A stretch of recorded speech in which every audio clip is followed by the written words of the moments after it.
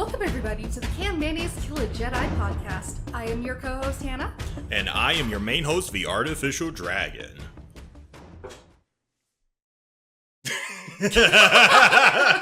You just stared at me with a blank expression like, what? Anyway, that aside, welcome to the 20th episode of the podcast, everybody. Holy crap, we're 20 episodes in. Yeah, it's before I picked you up today, I was just looking over the YouTube channel, and it was like, the channel was made back in September 5th of 2021, I believe. Wow. And yeah, it's just mind-boggling to imagine this is over a year right now. Yeah, it definitely is. It definitely is. I didn't think this would be as successful as it was, but... Relatively successful. We're reaching our 124 subscribers right now. I have a recording of this podcast.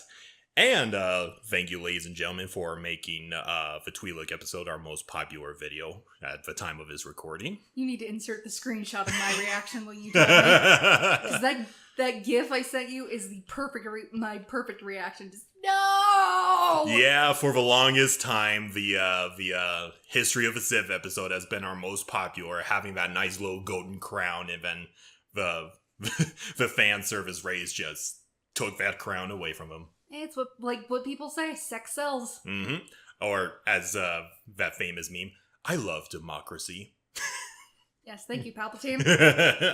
That meme is really relevant for this occasion. Anyways, that aside, so if you love the content that we're making, be sure to, donate to our Patreon at patreon.com/canmayo. Once again, that's patreon.com/canmayo. You could donate from the lowest amount of $2 and the highest amount of $10. The highest amount, you get your own, custom, I wouldn't say custom, but a nice little fan service art piece of your favorite character of Star Wars. Currently, this month we have, a sexy evil Padme, but we're going to have something especially special this next coming month. I can't wait! Yeah, I showed you the picture, so you know what's coming, Anna. For the female Sims, you're going to like it. I know you will. Yeah, but, yeah, it's going to be definitely something. But if you're not into the fan service or anything like that, it's okay. The lowest amount, you could still have access to our Discord server, and every dollar sign, every cent always goes to the support of this channel and produces all the content that we have. You can help us make more memes. Yeah, more memes. Because without Kit, we're out of memes. Yeah. I mean, I made that pretty good meme of Dr. Doofenshmirtz from... Doofenshmirtz? Doofenshmirtz. I can't ever get his name correctly. Anyway, that, Supreme Chancellor Palpatine? Darth Sidious! Oh, right. That one. Insert here. Yeah, that's a pretty fun one. Anyways, you probably know what today's episode is going to be about, Hannah, but I'm not going to do the obligatory what is it that we're going to do today. I'm actually going to give you a nice little quote from the head of state, Count Dooku himself. Okie dokie.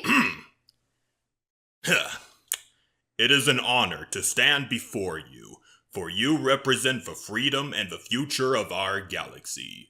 The once great Republic and Jedi Order have become victims of their own ambitions, and the Supreme Chancellor is no more than a pawn of corporate monopolies.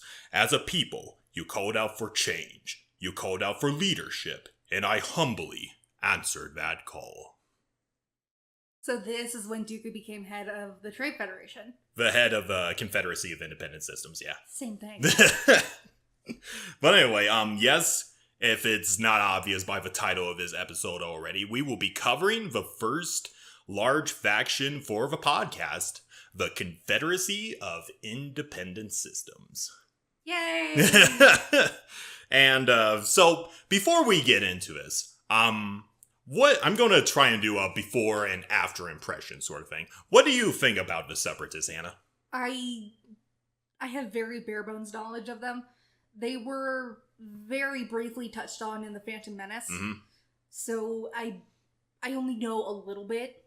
That is fair. Aside from what I guess because my D&D character, Liel, is somewhat tied to the Separatists.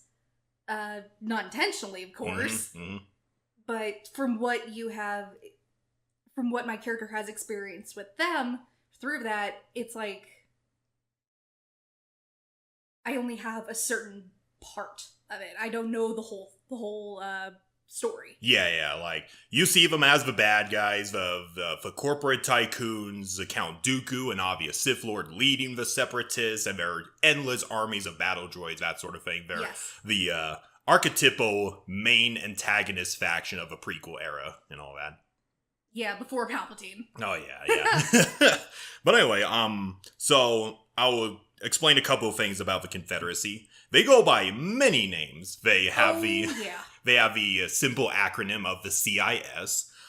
They also, it'll be easier to call them the CIS. Yeah. They also have the Separatist Confederacy, the Separatist Alliance, the Separatist State, the New Order, the Pro-Secessionists, and more commonly just the Separatists.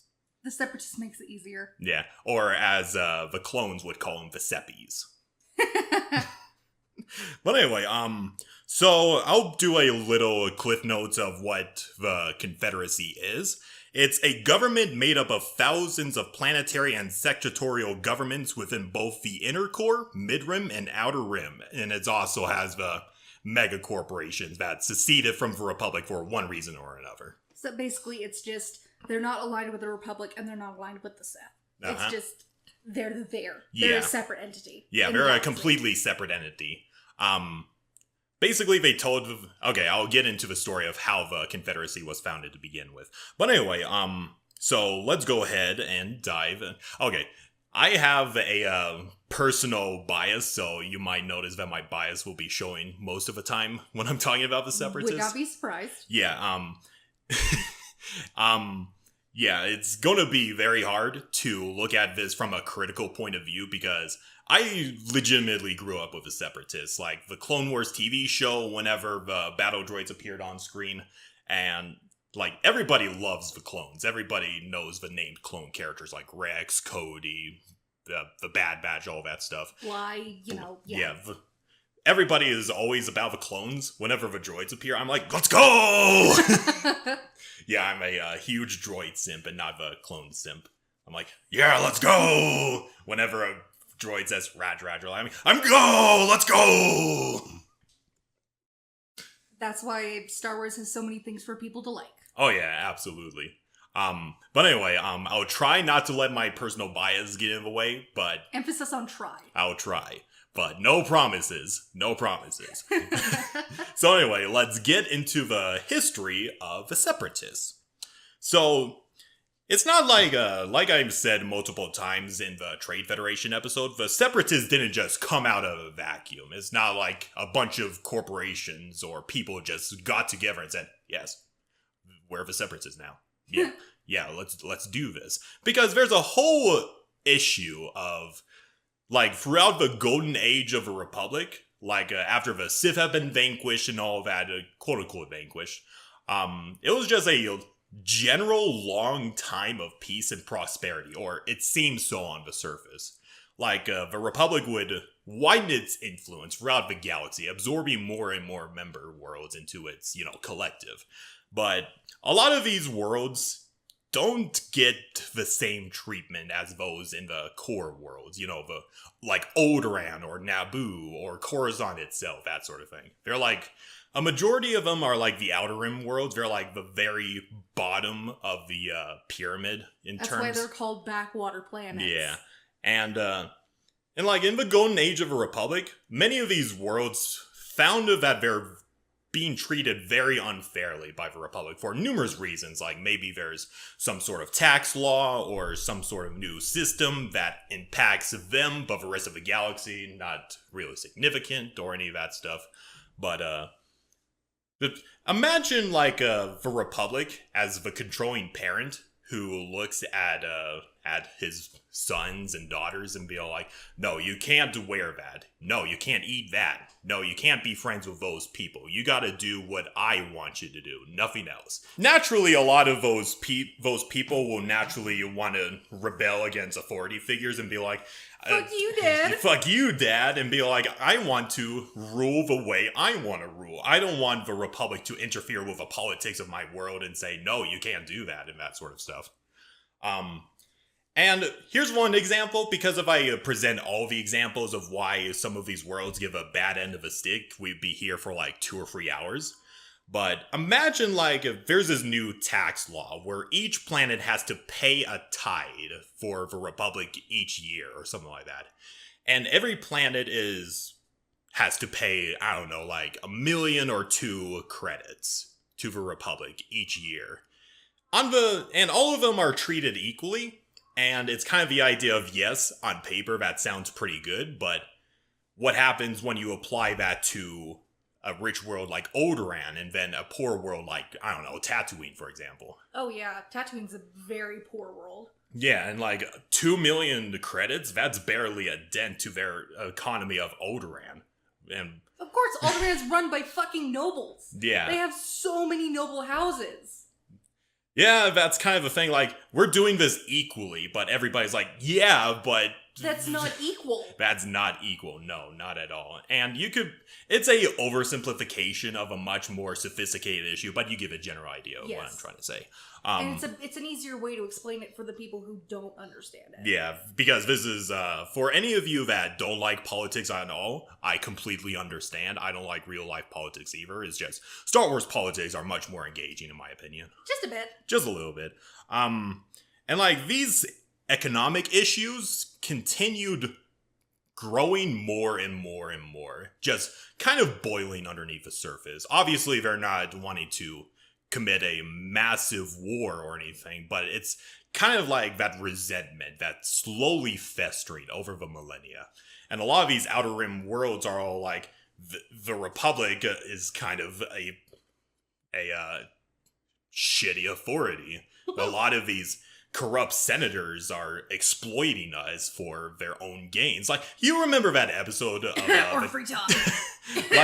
You remember that episode in Tales of the Jedi where Count Dooku goes to that world, right? Oh, yeah. That's a prominent example, yeah. Yeah. The senator gets all the power while his people suffer for it. Yeah, that guy was a dick. Oh, yeah. And Count Dooku was very noble in the beginning. Like, he saw all of this shit going on. And, like, the Senate is, like, abusing their authority over the Jedi, and Dooku's all like, no, this isn't right. We need to serve as citizens of the galaxy, not these corrupt corporate elites. It's unfortunately what pushed him to the dark side. Unfortunately. The path, as the saying goes, the road to hell is paved with good intentions. Oh, yeah. Yeah. I mean, his fight with Yaddle over just the entire thing. You know, Qui-Gon's death, the Senate not using their power to do what's right. Yeah. It all pushed him to the dark side, and Palpatine took advantage of that. Oh, absolutely, yeah. Now, as much as I have my gripes with the Tales of a Jedi and its inconsistencies in the timeline and everything, this is a franchise that has been going on since what, the fucking 80s? Yeah, the 80s. Yeah, late 80s, early 90s. Yeah, there are going to be some inconsistencies. Oh yeah, absolutely, and especially with Legends and canon. Yeah, that is the unfortunate truth. But anyway, and a lot of these politicians started developing more loyalty to their homeworld instead of the Republic itself. And they kind of make the argument like, yes, we should be resolving our problems, but these problems can't be applied to the entirety of the galaxy, exactly. Just a couple of worlds. Like, sure, maybe you're solving something for a rich, noble world, but what about the people who could barely afford education on their world? Or the slavery of a whole race. Yep. Yeah, the Republic, we're just looking the other way with Ryloth in general. Fuck. That's just been going on for literal centuries. That doesn't mean it's okay. No. That No. does not mean it's okay. Yeah, and this continued inability and unwillingness for the Republic to, Actually fucking do something? actually fucking do something, yeah. And as I mentioned in the Trade Federation episode, they kind of allowed the Trade Federation and other mega corporations to spread throughout the galaxy and, get their own political influence and bully worlds into submission. Mm-hmm. And this cycle kind of ended when Padme Amidala decided to fight back against the Trade Federation after she found out that the Republic's not going to do anything. I might as well do this myself. Good on Padme. Unfortunately, that's what caused her downfall. Unfortunately, yeah. And many of these worlds looked at what happened, like Naboo. I mean, sure, it's a economically rich world, but they're a bunch of pacifists. They don't know anything about war.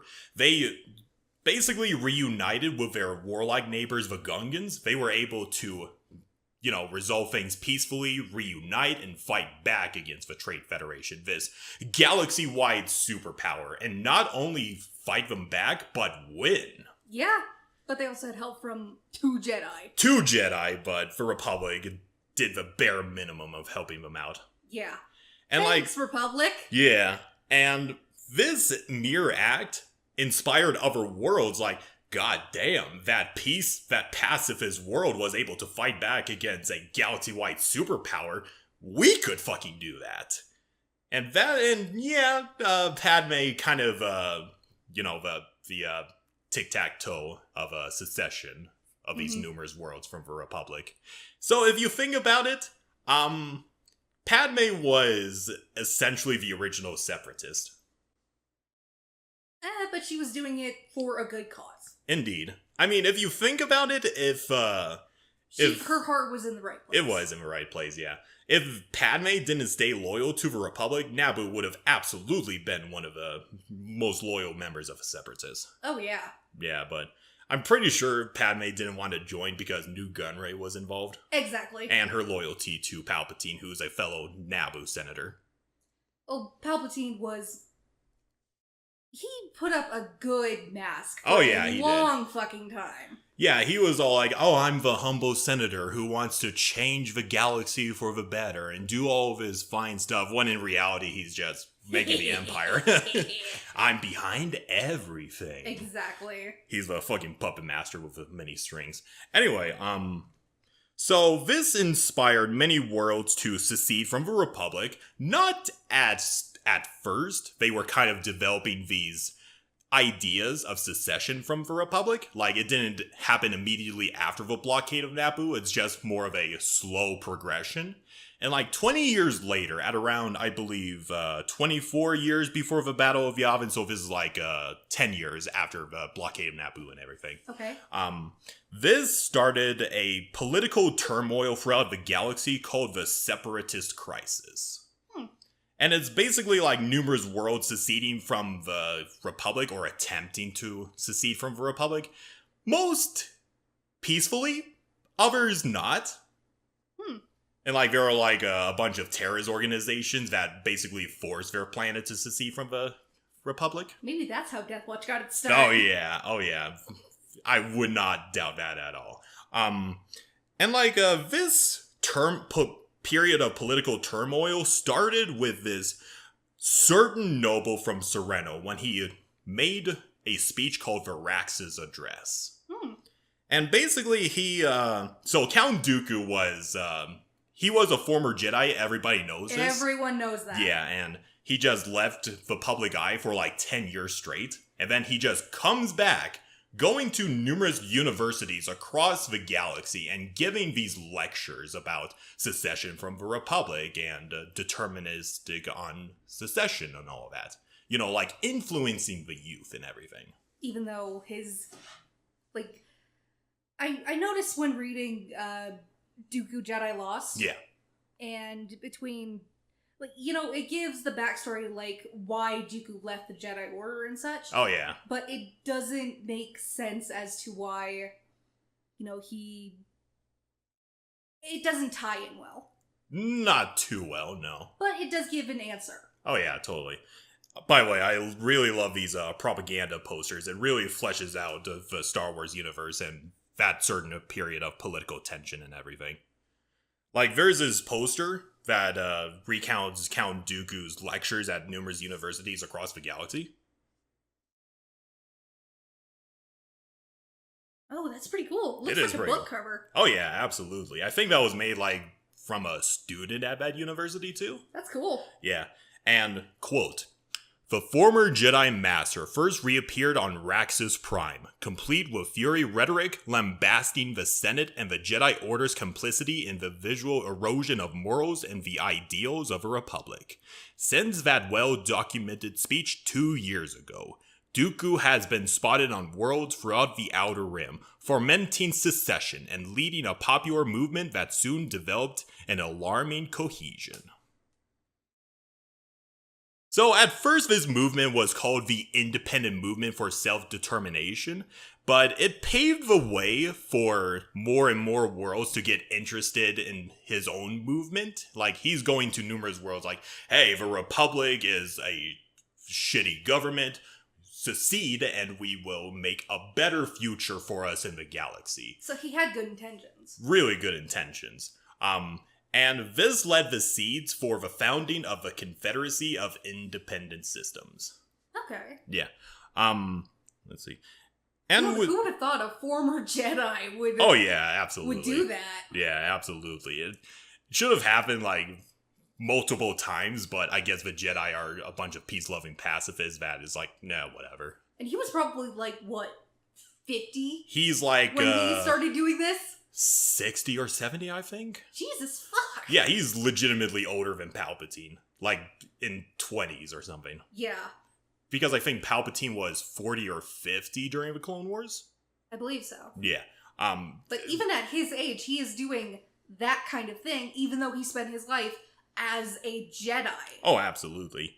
And to quell this little secessionist uprising, the Galactic Senate tried to pass a new resolution to kind of address the corruption that has been happening in the Republic. And it's called the Financial Reform Act. And unfortunately, this would not come to pass. Ironically enough, the senator that was the main proponent behind this bill was assassinated by some unrelated third party. Of course. Ironically enough, it wasn't either Palpatine or Dooku. It was just somebody within the Senate was like, fuck you, we don't want to do that. So assassination is the way to go. Pretty much. Yeah, Dooku and Palpatine didn't even need to do anything. The Republic did that to themselves. So yeah, Just Palpatine in the background. Oh yes, my plan is coming together perfectly. Oh, well, that's a nice bonus. Okay. But yeah, despite that, there are numerous planets and corporations that began taking much more interest in the Separatist movement. Like, the Trade Federation is one prominent example, but mostly because Count Dooku approached them saying, hey, do you want to join us? Because we could really use your armies, we could use your fleets and your political influence and everything. Mm-hmm. But yeah, so 24 BBY, Separatist Crisis, it relatively ends at around 22 years before the Battle of Yavin, which is so like... it took about 2 years. Yeah, 2 years this turmoil lasted, and all of these planets kept leaving the Republic and everything to make their own government. Mm-hmm. And this 22 BBY is relatively around the Attack of the Clones Episode 2, everything. Okay. Like that opening scene where Palpatine's all like, I cannot allow the Republic to fragment into these multiple factions. I want to keep them together and everything. Fucking liar. Yeah. So yeah, as the name implies, the Confederacy is a confederacy of thousands of independent governments and star systems, and Count Dooku serves as the head of state of his confederacy. So is he just a figurehead, or is he actually running the show? It's not exactly clear. I think he has similar powers to the Supreme Chancellor of the Republic. But yeah, point is, he's the public leader of the Confederacy. Ultimately, it's Palpatine that's running the entire show, though. Well, of course. Palpatine's running everything behind the curtain. And then underneath the head of state is the Supreme Commander of the Droid Armies, as we all know is Grievous. And then after Grievous is the Separatist Council, who are made up of all those corporate tycoons. Yeah, Wat Tambor, New Gunray. Yeah. So let me actually do a brief cliff notes of each member of Separatist Council. It's very short, don't worry. Okay. Newt Gunray is the Viceroy of the Trade Federation and the head of the Separatist Council. Sand Hill, chairman of the Intergalactic Banking Clan. Tembor, foreman of a Techno Union. Paso Ajeri, magistrate of a corporate alliance. Techies of a Quarren Isolation League. Ponodo of a hypercommunications cartel. Pago Valesser of a Geonosian Industries. And Sumai, president of a Comrades Guild. I know most of these names don't mean much to you, but these guys are like the big corporate tycoons who ultimately run the military side of things. They all get killed by Anakin on Oh, Mustafar. yeah, they do. Yeah, they get what's coming to them, let's be honest. Oh, yeah, they do. But anyway, so, and then below the Separatist Council is the Separatist Parliament, or the Separatist Senate. Okay, so it's almost like the British government in a way. Yeah, Dooku's the figurehead like the Queen was. Yeah. And then the government is actually run by Parliament. Oh yeah, absolutely. And like, similar to the Republic Senate, they have representatives that come from numerous worlds and they also have their own inner factions, like there's the War faction, which is, pro-war and everything, the Peace faction, and the Neutral faction. Okay, so it's just like, it's basically the Senate, but not. Yeah, precisely. It's the Senate with a different coat of paint. Pretty much, and I would arguably say less corrupt, but we'll kind of go into that later, but yeah. We don't know much about that with the Senate, though. That is very true. Or not with the Senate, the You know what I mean. Yeah, I know. The Parliament is what you're trying to Yes. ask. So yeah, now you might be wondering, what exactly is the political ideologies of the Separatists?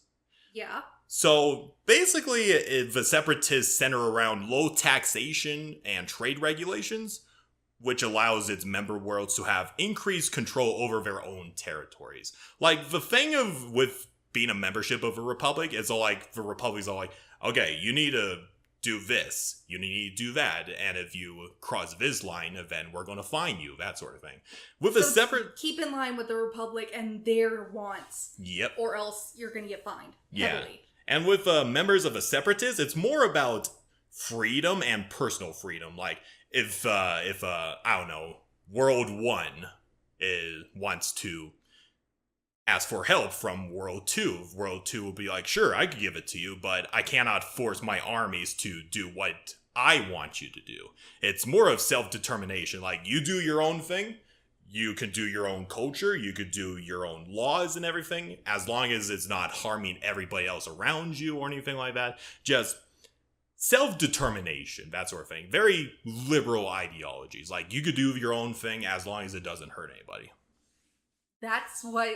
Why do you think Why do you think Liel was trying to join the Trade Federation? Yeah. She wanted that for her people, but no, Dooku had to bite her ass. Yeah, that's... God damn it! That's one of the things that we'll go into with the downsides of a Separatist and everything, because it's not so black and white as most things are in Star Wars.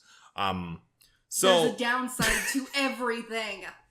So yeah, maintaining their own internal affairs while at the same time offering egalitarian representation for governments that were neglected by the Republic. So like true equality for all. Mm-hmm. And not like perceived equality for all, whatever.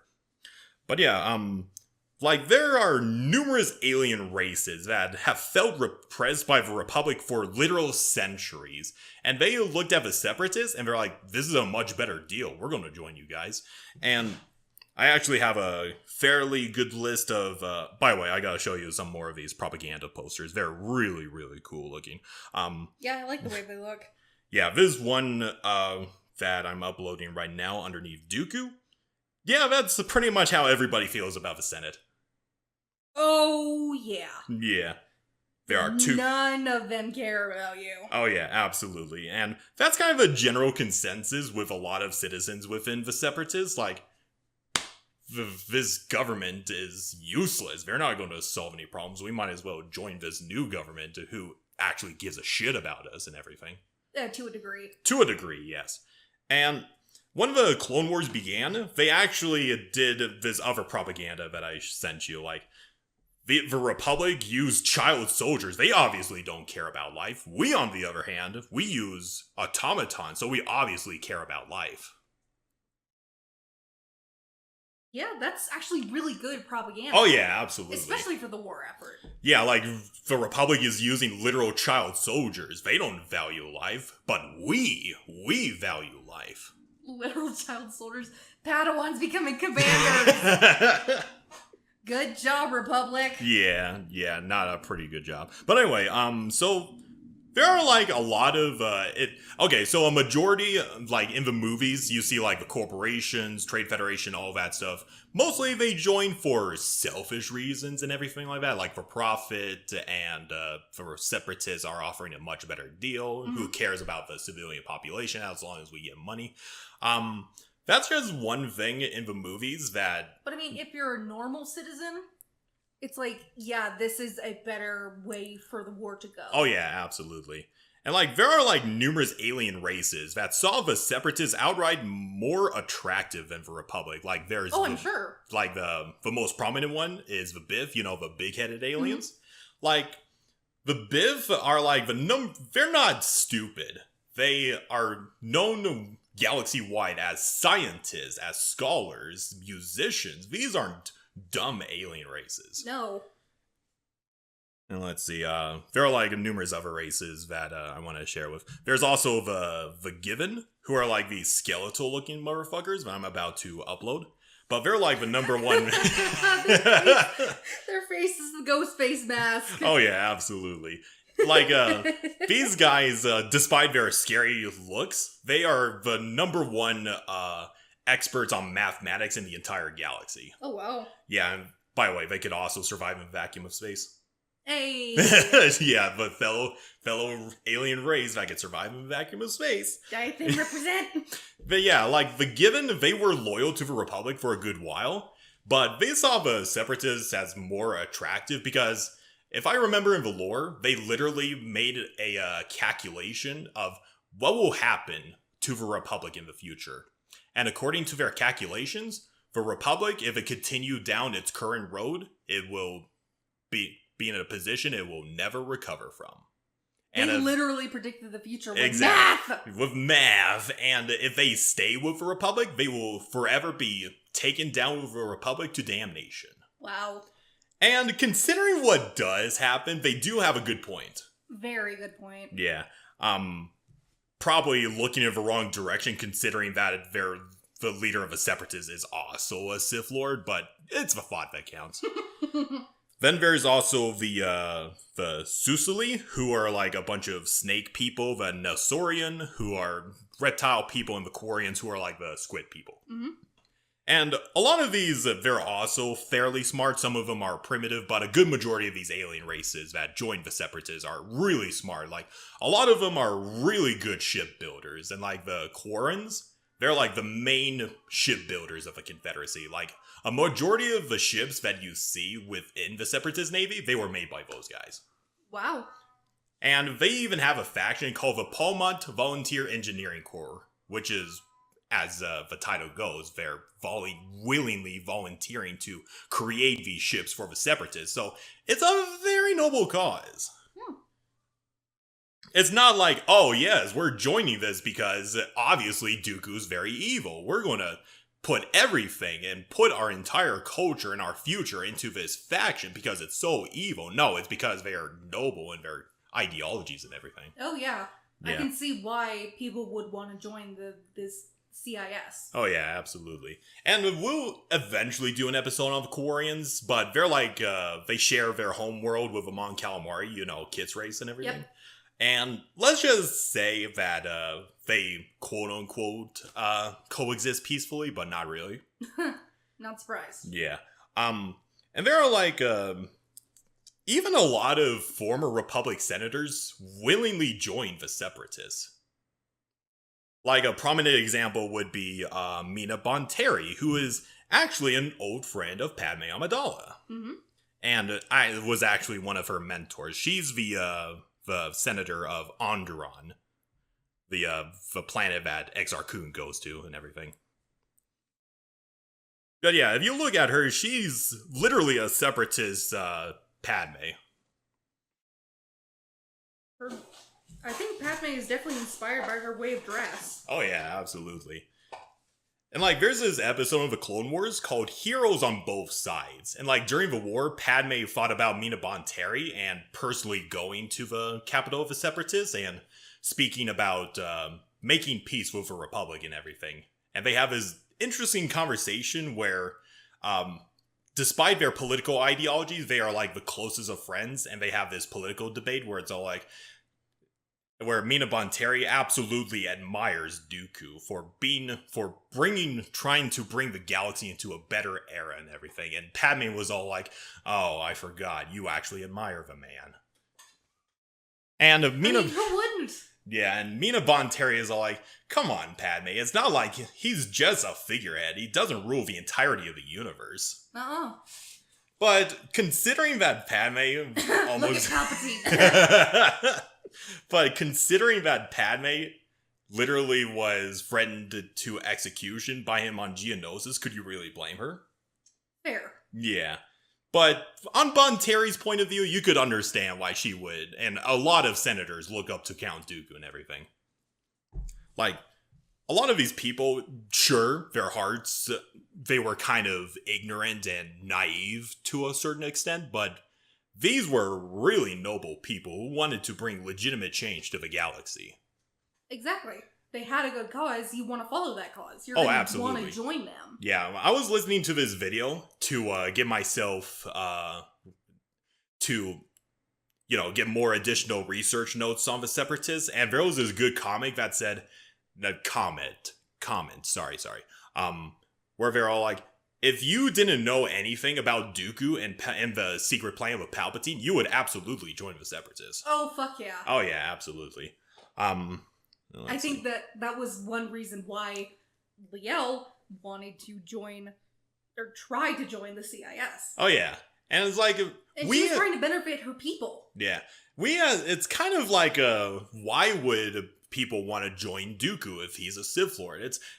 A lot of people, public knowledge. Yeah, a lot of people tend to forget that we as the audience have the luxury of knowing what's happening behind closed doors. Exactly. We as the audience have the knowledge of knowing what's going on behind the scenes. Yeah. The general public in this galaxy do not. Oh, absolutely. They're blind as hell. And if you look at the Republic, even without Palpatine's influence, they were already corrupt from the very beginning. Oh, yeah. Especially with the Jedi, too. Palpatine didn't even need to do anything with the Jedi. They willingly made themselves enforcers of the Republic. They didn't have to. They didn't have to. And like Dooku points out, no. We serve the citizens of this republic, not the Senate. Exactly. And that's... I agree with him on that. The Jedi serve the citizens. They do not serve the Senate. Oh, yeah. And, like, here's a nice little lore detail. When the Clone Wars legitimately began on Geonosis, when the citizens of the Separatists heard about this, they legitimately thought that the Jedi would join them, or at the very least remain neutral in the war. But no. No, they were legitimately surprised, like, oh my god, the Jedi are siding with the Republic, but they're the generals of the very armies that they're leading against us? Yeah, I could see why that would not make sense. Oh yeah, absolutely. But for the greater good of the Republic. Yeah, and by the Jedi's perspective, like, the Jedi are arguably just as ignorant as we are. Like, oh yeah. Like, Dooku is a evil person, therefore this entire Confederacy is a fraud. It must be a new version of the Sith Empire. Everybody in it is evil. And they're just kind of entirely missing the point. Oh, yes they are. Like, in that very same episode I mentioned earlier... They tried to assassinate Dooku how many fucking times? That's a good point. Actually, in canon, they didn't get around to assassinating Dooku until, like, late in the war. And that's when they sent, like, Quinlan Vos and everything to try and get him. But that's one attempt on his life from the Jedi. Mm-hmm. One from the Night Sisters. Uh-huh. So, what, 2 already? 2, 3, maybe 4? Yeah. And, like, in that same episode that I mentioned before, I think, like, if I remember off the top of my head, Ahsoka was kind of being mentored by Padme in the ways of politics and everything. And she was, like, discussing about talking to her friend, and Ahsoka's all like, Your friend is a separatist? One of Dooku's pawns? Like, she doesn't know. She's been with a Republican Jedi her entire life, so of course she's going to perceive him as the enemy. And of course, she's heard nothing but bitter words about Dooku. Yep, exactly. She doesn't know his actual background. Yeah, that's just kind of a general mentality of general citizens. Anakin fucking hates him. Oh yeah, absolutely. And she's getting all that information from Anakin. Mm-hmm. Very, very true. Anakin fucking poisoned Ahsoka. It's... Unfortunately, the way yeah. he sees the galaxy, he poisoned Ahsoka. Unfortunately, Anakin meant well, but yes, that is absolutely true. Obi-Wan was trying to do good. Obi-Wan was fine. Yeah, Anakin, he was... though? No, he flew off the fucking handle. Yeah, a lot of people like to say that it was the Jedi Council's fault that Anakin went to the dark side. He was like that from the very beginning. He was like that from the beginning. Ever since Qui-Gon died, kid was fucked. Oh yeah, absolutely. Like... No, when they separated him from Shmi. Oh yeah, very true. Everything got fucked. Yeah. The way they handled it, I should say. Yes. But, yeah, it's very unfortunate. It's just... Star Wars is just a lot of unfortunate circumstances, basically. Well, it's a space opera, Yeah. Tragedy after tragedy after tragedy. Let me actually give you a couple of potent examples of individuals and worlds that joined the Separatists because the Republic fucked them over numerous times. So, like, one example, I absolutely, so there's this Dark Horse comic series which follows the Clone Wars. It was prominent back in the 2005 to 2006, somewhere around there. They are legitimately great comics. I remember reading them a lot as a kid. Dark Horse has really good comics. Oh yeah, especially absolutely. related to Star Wars. Yeah, I really need to get back to looking at those series again. But there's this planet in the Outer Rim. It's called Jabeam. Think of it as like the reverse Tatooine. Instead of like being covered in deserts, it's being covered in torrential rainstorms. It's always raining, and it's always mucky and everything. It's a really shitty place to live. Sounds like it. Sounds like the Ireland of space. Pretty much. Ireland or England. And like, the Jabeam people have been loyal to the Republic for over 3,000 years. But again and again and again, they would receive threats from numerous places all across the galaxy, and the Republic stood by and did nothing to help them. Well, fuck you, Republic. Actually, let me get this quote that will explain everything in a nutshell. It's told by this rebel leader named Autostratus. He's kind of a Chad, but he's also kind of crazy. Anyway, let me get down to the quote. You call everybody a Chad. Well, yeah. Your planet, your home, is being drowned in blood. For 3,000 years, we were loyal to the Republic. But did they send aid during the brain rot plague? Did they react when the Trandosians invaded? Where were the Jedi when the Lithian pirates killed your parents? And mine. The Republic ignored our cries for help, until they learned that beneath all the mud, our planet has a heart of ore. Now they want to control the ore, to prevent us from profiting with a Confederacy of Independent Systems. We will let the Jedi generals know that we will fight to be free. We will fight to defend our planet. We will send the Jedi home in caskets. Oof. Yeah. Well, when you go too far, unfortunately, that's what's gonna happen. Unfortunately, but this is literal centuries of just abuse, just boiling up to the surface. Yeah, the Republic fucking ignored them. I can see why that would happen. Yeah, pretty understandable. The way he goes about, killing the Jedi is no bueno, but... that is no bueno. It is still understandable. Very understandable. Yeah, they're like...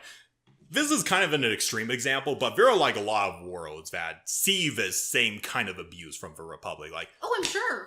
Like, there are millions of planets in the Republic. Oh, yeah.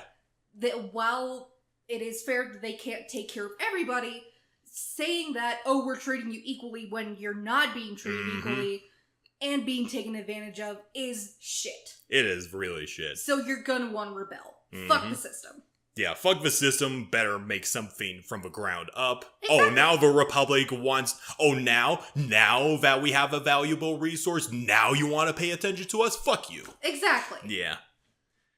And, here's a much more sad example of, So, there's this race called the Separatist. They're the actual space elves of Star Wars. Okay. Let me actually send you a picture of them, because they look elegant as hell. Like, they dress in a very luxurious looking clothing. Their war machines are cool looking. I'm just showing you a prominent example of a female Separatist. Oh yeah, space elves. They are literal space elves. Like, they could live for like hundreds of years and everything. Yeah, take Tolkien elves and put them in Star Wars. Pretty much. And the leader of the Separatist at the time is this individual named King Alaric. Let me actually send you a picture of him too. King Alaric is a pacifist, and he rarely chooses violence. And like one day, just out of nowhere... What the fuck is on his head? That's probably his crown and everything. But sense of wardrobe aside, just one day, Fustra, which is the homeworld of the Separatist race, they just seceded from the Republic. And Palpatine was all like, holy fuck, that sector, we can't allow that sector to secede to the Separatists. We need to convince them to rejoin the Republic. Even if he's running both? Yeah. What the fuck? Because, like, here's something to keep in mind. King Alaric, he's not like some despot. He's not some, warmonger. He is a legitimately good king. His people love him to death. Very apparent later. And the other planets are in the same sector as Fustra actually look to King Alaric for guidance. And if King Alaric secedes to the Separatists, then that entire sector will go with him. Mm-hmm. That's how much of an influential figure he is. And his idea is like, he looks upon the Republic, and he has grown disgusted with how corrupt it has become. Who wouldn't? Yeah, and he's even seen this corruption firsthand with Fustra's representative to the Republic, who has become a corrupt bureaucrat for the Republic. Not surprising. Yeah, and his idea was, okay, I'm going to secede from the Republic because it needs to solve its own problem and everything, and I'm going to join the Separatists. Funny enough, King Alaric is actually old friends with a certain Grandmaster Yoda. Of course, Yoda knows everybody. Well, yeah, but King Alaric and him are like the closest of friends, like oldest of friends. Like, even though attachments are frowned upon. It's semantics, but anyway. Like, see, even the Grand Master breaks the rules. Occasionally, yes. Occasionally. Like King Alaric is like literally 200 years old, and I think Yoda is like in his 700s around this point, so he's like his oldest friend. Mm-hmm. Like, outside of his own race. He's his oldest friend. Mm-hmm. And like, when Chancellor found out that Yoda was basically close friends with the king, he sent Yoda to negotiate terms to convince him to rejoin the Republic and everything. And like, there was a Republic occupation force that went to Fustra to kind of quote-unquote convince them to rejoin the Republic. And let's just say the Sefi didn't take that kindly, and they willingly did suicide runs on that occupational force. Damn. That's how much they love the king. They're like, Allah Akbar! Kamikaze. Kamikaze, bitch! Yeah, but anyway, so point is, Yoda goes to Fustra to convince his old friend to go back to the Republic. And it's been a pretty good while since the two of them saw each other, and they greeted each other as old friends and everything.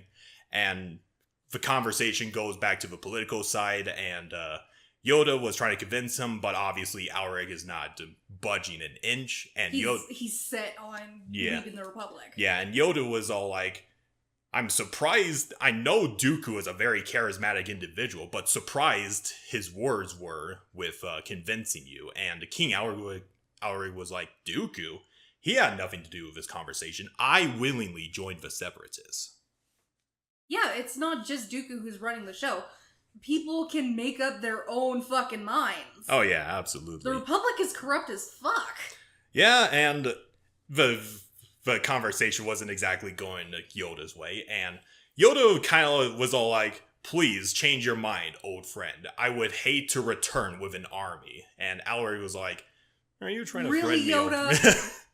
But yeah, so Alaric was all like, I know you're trying to threaten me, and for that, I'm going to keep you in prison on the palace until further notice. And there was like a Padawan that was with Yoda at the time, and he was like, I'm not going to let that happen. And Yoda's like, no, give me your lightsaber. And he willingly gave both his and the Padawan's lightsaber to, be in prison for a little while. Mm-hmm. And during that time, both Yoda and Alaric met together in the garden, because Alaric has like this fancy schmancy garden of like the most exotic plants throughout the entire galaxy and everything. That sounds cool. It is really cool. It's a really beautiful comic. I'll have to show you pictures of it later.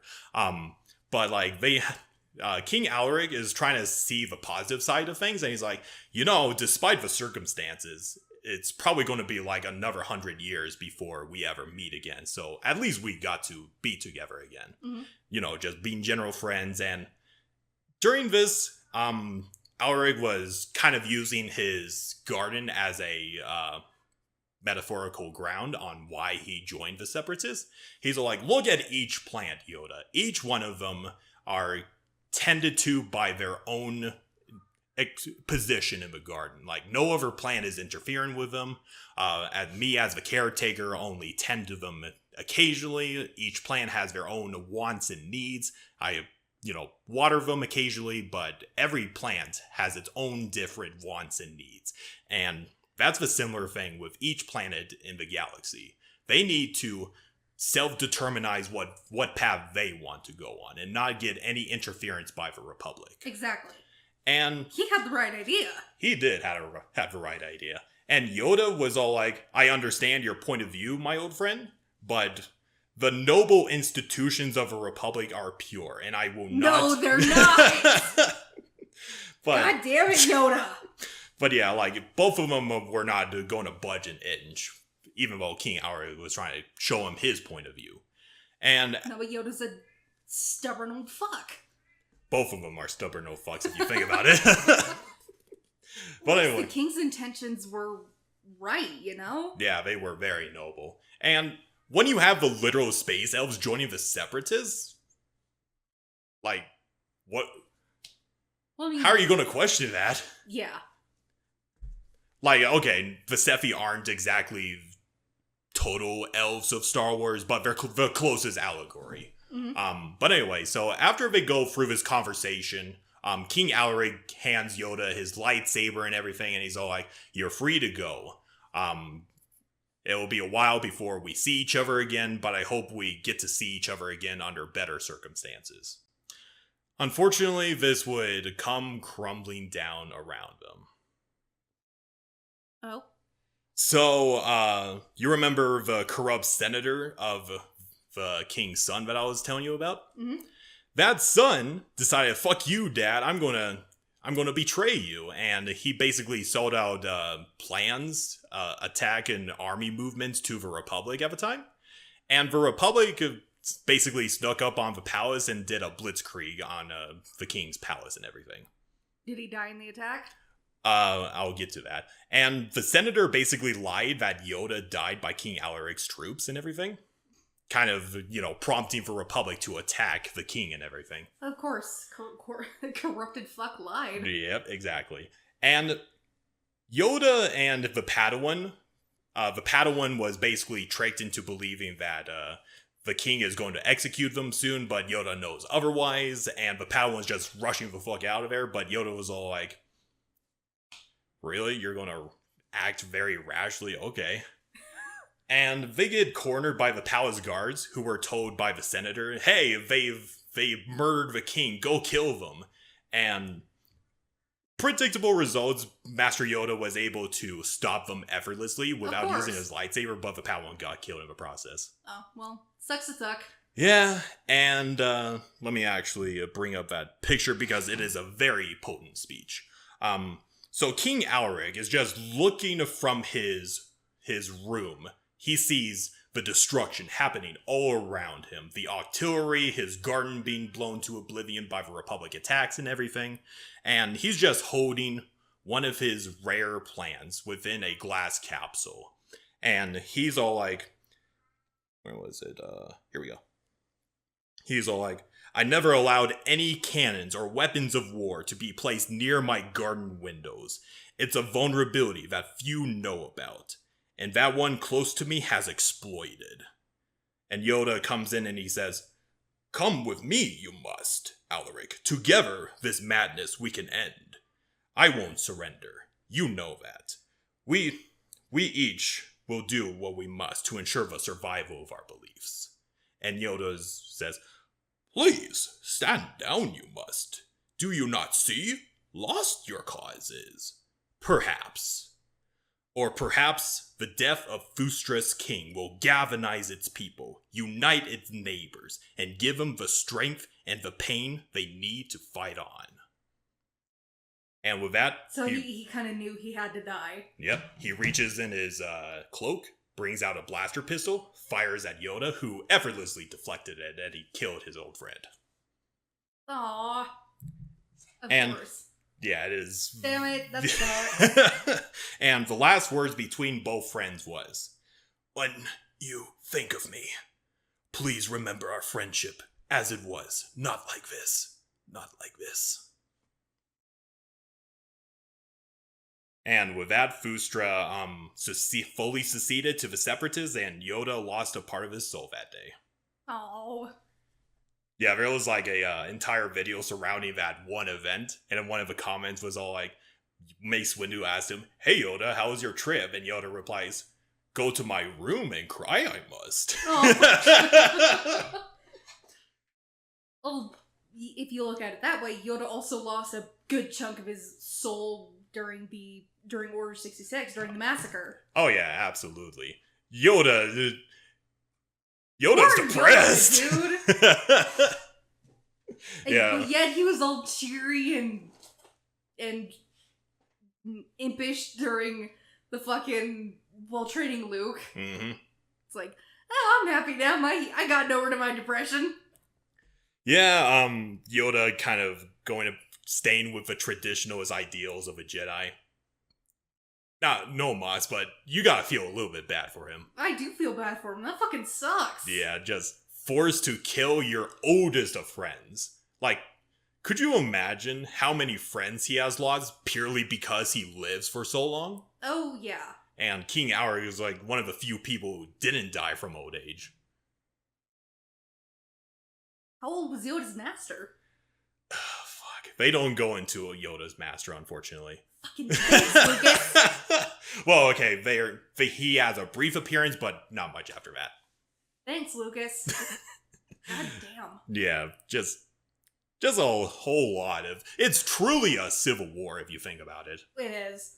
Brother against brother, father against son. Mm-hmm. Everything and everything else in between. Oh, yeah. That's why I love the Separatists as a faction. I wanted to add, you know how J.R.R. Tolkien expanded, like, lineages and everything back to, like, the very fucking beginning? Yeah. Why the fuck couldn't George Lucas do that? Especially with Padawan Jedi lineages. Mm-hmm. Especially with Padawan Jedi lineages, because it's like, you know, Yoda, his lineage is a fucking disaster. Yeah. But it's a good lineage. Mm-hmm. Mace Windu's lineage is a good lineage. Oh, yeah. It's like, because they don't have families, they make their own families out of the lineages. Oh, yeah. Dooku, he was a great fucking Jedi. But, because of his fall to the dark side, it fucks up the rest of the lineage. Mm-hmm. Very true, yeah. But yeah, now with all these numerous examples that I gave to you, and, like, if you've... Okay, before I go into that, if you truly think about it, the Confederacy is basically the Rebel Alliance. In a way, yeah. Like, a lot of people call the Separatists the Rebel Alliance without the plot armor. Oh, yeah. Mm-hmm. The Rebel Alliance had a lot of plot Oh, armor yeah, there. absolutely. But yeah, like, The Separatists were very, very noble, but here's the part where I unfortunately talk about its downsides. Okay. So, despite the majority of the Separatists are being built up of these legitimately good people, many of the senators and general citizens of the Separatists were simply ignorant of what was happening behind closed doors. Like, there's this one exchange between a senator of the Corporate Alliance and another senator, don't know what planet he's a part of, but the senator of the corporation was all like, the Corporate Alliance will never allow this peace to happen. And this other senator basically said, the Comrades Guild does not have any say in the parliament. And unlike the Republic, corporations will not rule us. Guess what happens? Yeah, like, out of context, that sounds hypocritical, but that is not coming from the mouth of somebody who's being a hypocrite. Mm-hmm. They were generally very ignorant of what's really going on behind the scenes. Like, Mina Bonteri, when she successfully got the Separatist parliament to extend an olive branch to the Republic to, negotiate peace and everything, Dooku, as you recall in the Grievous episode, Dooku basically prevented that from happening by orchestrating a terrorist attack. Of course he did. And then, not too long after, he orchestrated a assassination attempt on Mina Bonteri. Attempt. Obviously it didn't work. It worked, actually. It worked? She's dead now. Oh, damn. Yeah. And, yeah, ironic that she got killed by the very person she admired. Yeah. That sucks, though. Merely because she was an obstacle to he and his master's grand plan. Of course.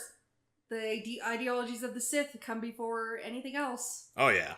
And, like, the very moment Dooku became the leader of the Separatists, they were meant to fail from the very beginning. I'm sure. They were nothing more but a Sith-controlled puppet state. Well, especially because Dooku, he's a puppet as well. Uh-huh, unfortunately, Palpatine is controlling everything. Mm-hmm.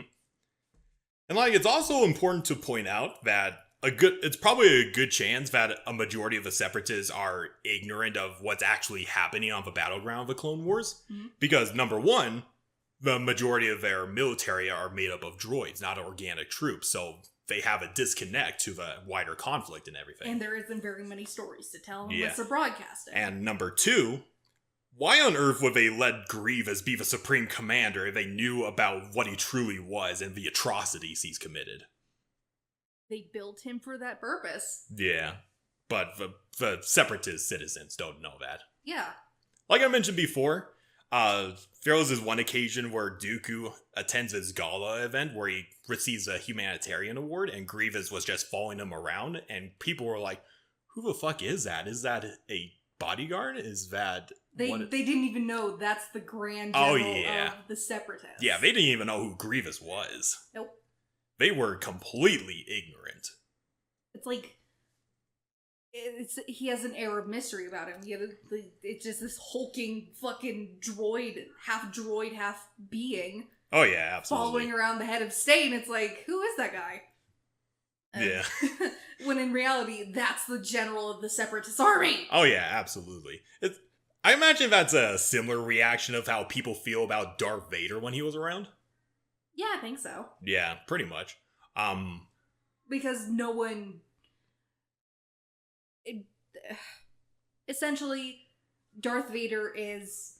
While he is Anakin, quote-unquote, died that day. Yep. Everybody knows that. Oh yeah, absolutely. I mean, they don't know the certain details of how he died, but yeah, for all intents and purposes, he's gone. Yeah, Anakin died. Darth Vader is a completely different entity compared to Anakin Skywalker. Oh yeah.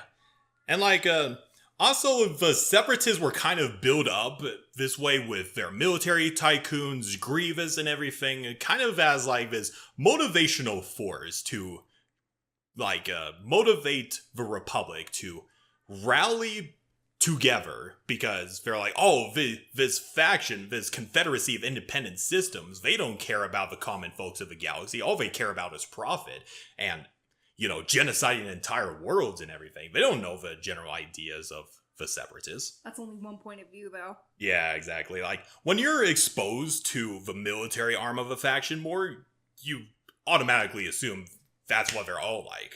Yeah. Also, it doesn't help that a majority of the Separatist leaderships are aliens. Like, Newt Gunray, Wotembor, Pago the Lesser, even Grievous himself are aliens. And of course, the galaxy is more human-centric. Even with the Sith, they were human-centric. They didn't like aliens.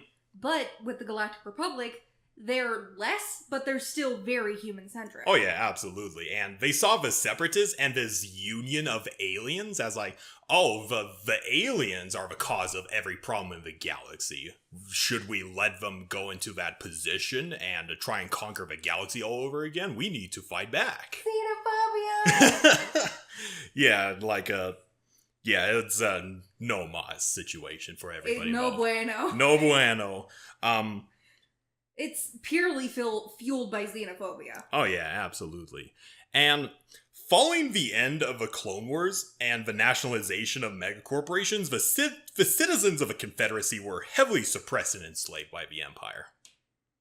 I'm not surprised. Like, the Geonosians, they got the short end of the stick because they were genocided. Like, their entire world was bombarded. Like, they even put bioweapons on that world to cleanse the Geonosians. Of course, it's just like what happened to Mandalore. Oh, yeah. Mandalore got bombed!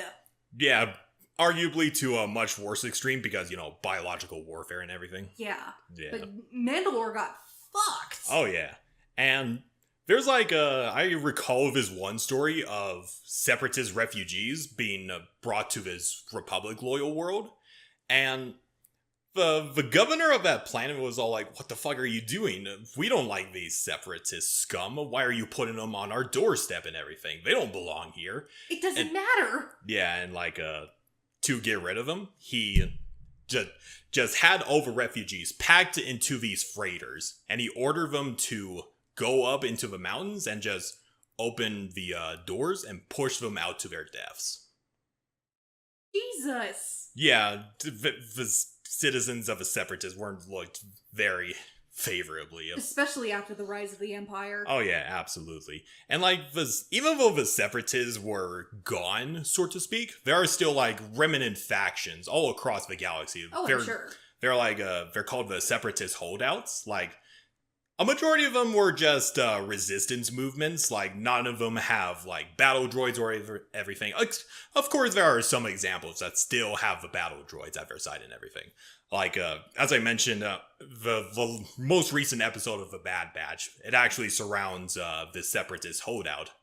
And I forget the name of the character, but she was actually a close associate of Mina Bonteri, and she's all like, we tried to peacefully coexist with the Republic. But how that worked out. But when Supreme Chancellor Palpatine rejected our offer, I realized that peace was never an option. Unfortunately, yeah. And then afterwards, okay. So, also, in Rebels, there are a couple of droid armies that actually survived long enough at around the original trilogy and everything. Mm-hmm.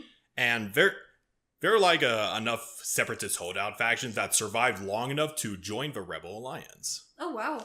So some of the Separatist holdouts got absorbed into the Rebels. Oh, yeah. There are some battle droids that joined the Rebel Alliance, some important members that joined the Rebel Alliance, some guerrilla fighters and everything, and many of their ships got converted into Rebel ships and everything. Oh.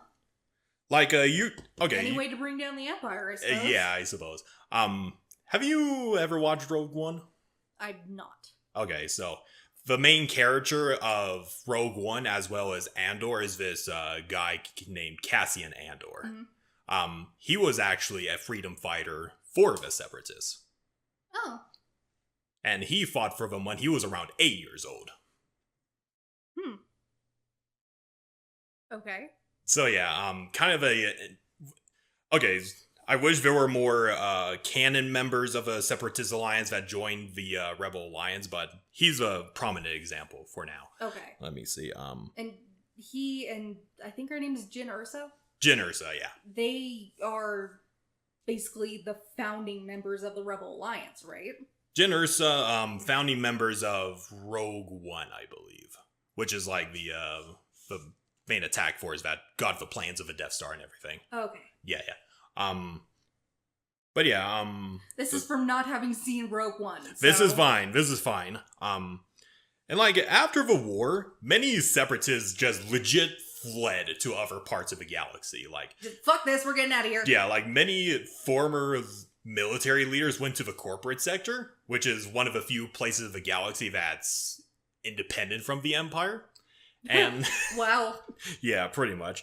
And there's like this certain sector of space called the Hapes Cluster, where a lot of Separatist engineers went to this all-female faction called the Hapes Consortium, where they actually developed starfighters for them. So yeah, just a long... The Separatists as a faction has been around for relatively 4 to 5 years, but they made a significant impact in Star Wars history. Oh yeah, they did. So yeah, that is the episode of the Confederacy of Independent Systems. Tell me your thoughts, Hannah. I definitely know more. Mm-hmm. Before, I did not know their ideologies, so, like, they had a good idea. Oh, yeah. I mean, aside from getting away from the Republic, where the Republic was controlling, the Separatists gave people the option to, do what is good for your homeworld. Oh, yeah. Who wouldn't join them? Oh yeah, absolutely. Like, if you were just a normal person who knows nothing about the lore of Star Wars or anything, and you get placed in this setting, and you're forced to join either the Republic or the Separatists, you would absolutely go for the Separatists. Yeah. I mean, it's fairer. Very fair, It's yes. a lot more fair than the Republic. The Republic are assholes. Oh yeah, absolute assholes.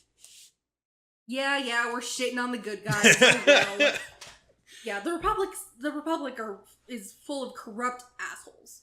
Yeah, unfortunately. Only work in their own self-interest. Yeah, they don't care about their people. Yeah, that's like the unfortunate thing about the Republic. Like, it was built upon noble ideas, the protection of everybody in the galaxy and all that, but unfortunately... Look how that turned out. Oh yeah, absolutely. And the Separatists wanted to bring legitimate change, and obviously they were noble enough to attract a lot of very insightful, very noble people to their cause.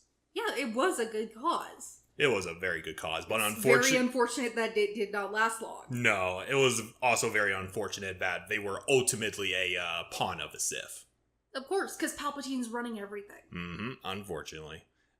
But yeah, fucking Palpatine. You could see why the Confederacy is my absolute favorite faction. I can see why. Yeah. For anybody that wants to know more about the battle droids and everything, I'm sorry, this is more about the political side of the Separatists. Maybe I'll make a separate video about the military, but yeah, that's generally the foundations of the Separatist alliance and why they are so fucking awesome. Yeah, I could see people liking them. So yeah, do you have any lingering questions or maybe discussions or anything like that, Hannah? Not really. It just, like, I appreciate the new info. It's a different point of view. Oh yeah. It changed my view on the Separatists. Oh yeah, absolutely. At least a bit. Just a little bit, yeah. So yeah, that's our episode of Can Mayonnaise Kill a Jedi? Or in this case, how many factions is Sidious behind? Ain't that the fucking truth? How many factions is Sidious running behind the curtain? But yeah, so yeah, I had a lot of fun with this episode.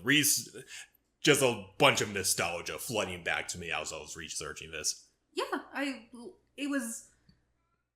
honestly thought it was going to be boring, like the Trade Federation episode was. Yeah. But it was interesting. I'm happy that I got to add my input and talk a lot more. Yeah, yeah, and I'm very glad that I managed to change your perspective on the Separatists and everything. Kind of unfortunate that... Mel still does not like them. My D&D character still does not like them because she hates Dooku. But I have a better understanding now. Oh yeah, absolutely. So anyway, you want to know what our next episode is going to be about, Hannah? Yes. All right. So I'm kind of doing a little bit of a debate, but generally, our next episode is going to be part 3 of the history of the Sith. Sweet!